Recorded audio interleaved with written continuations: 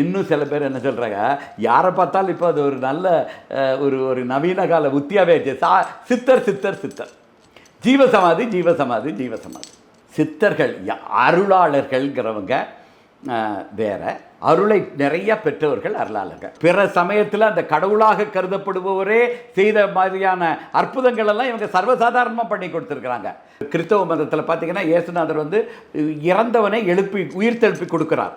ஆனால் உடல் இருக்கிறது அதில் அந்த நான் சொல்கிற மாதிரி ஆவியான்மா ஆறுயிர் சீவனை போட்டு எழுப்பி கொடுக்குறாரு. முதலை வாயில் பையன் போயிட்டான்.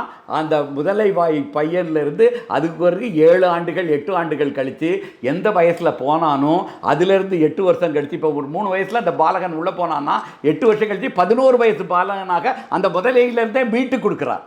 அப்போ இது என்ன வகையில் பார்த்தாலும் ஒரு அந்த மதங்கள், அந்த மதத்தில் கடவுளே செய்ய வேண்டியிருக்கு. இங்கே ஒரு அருளாளரே சாதாரணமாக செய்யப்படுகிறார்.